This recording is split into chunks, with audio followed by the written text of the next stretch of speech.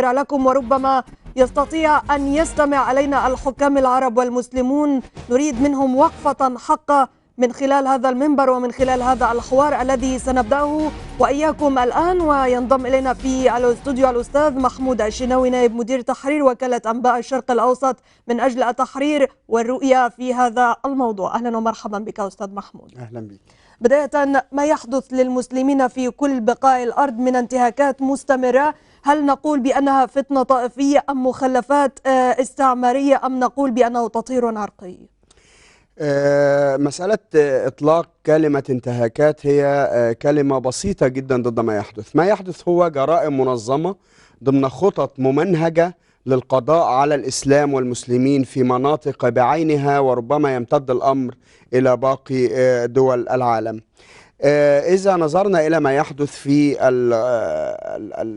المكان الأول الذي تتجه إليه قلوبنا وعقولنا، القدس الشريف، نجد أن ما يحدث هو خطة ممنهجة لإنهاء الوجود الديني سواء حتى المسيحي داخل القدس الشريف.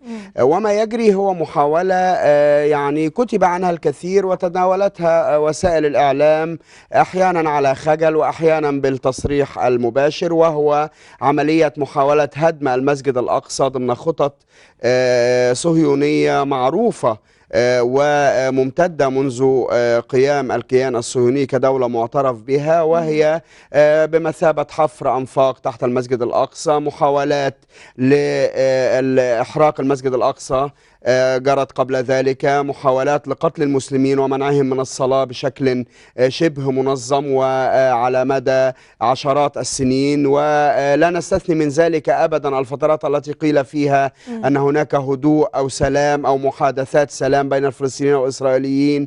للأسف الشديد كل ما يجري هو عملية منظمة لم ولن تتوقف حتى في المستقبل. ربما سنسف في هذا الأمر، وله نعم. المجال الحق لنا ومن حق فلسطين المحتلة علينا بأن يكون هذا محور النقاش، ولكن نبدأه بالانتهاكات الأخيرة. من خلال قناة الحدث بدأنا هذا الموضوع وبدأنا بالفعل متابعة الأمر وما يحدث للمسلمين في بورما من تطهير عرقي. دعنا نتحدث عن هذا الأمر خصوصا والصمت مريب من قبل منظمة المؤتمر الإسلامي، منظمات حقوق الإنسان. أين هي هذه المنظمات مما يحدث الآن في بورما أستاذ محمود؟ دعينا أولا نتحدث عما يجري في بورما أو ميانمار، هي اسمها الآن ميانمار. دعينا نتحدث أولا ثم نعرج على مسألة التحركات المنوط بها منظمات العالم الإسلامي. ما يجري في ميانمار هو عملية صريحة وواضحة ومعلنة من جانب الحكومة العسكرية الفاشية هناك لإنهاء الوجود الإسلامي في ميانمار. ميانمار يتركز فيها المسلمون بنسبة 90% في منطقة تسمى آراكان أو آراخين كما تنطق في بعض اللهجات.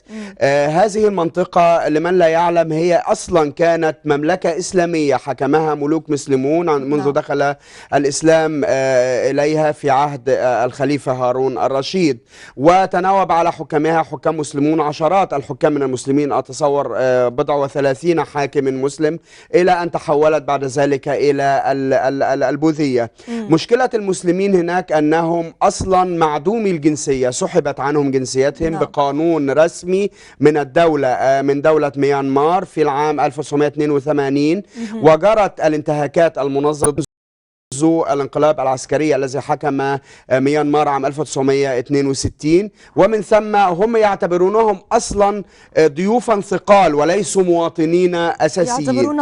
المريب في الأمر هنا أن السيدة التي حصلت على جائزة نوبل للسلام والمعارضة المشهورة جدا أونغ سان سوتشي، وهي من الشخصيات الدولية المعروفة لدى العالم وبصفتها داعية لحقوق الإنسان والديمقراطية، لم تعترف بكون هؤلاء المسلمين مواطنين أصليين في دولتهم إلا في العام 2010 ولظروف معينة، رغم أنهم تعرضوا لمذبحة وعملية تهجير بشعة جدا في العام 1991 عندما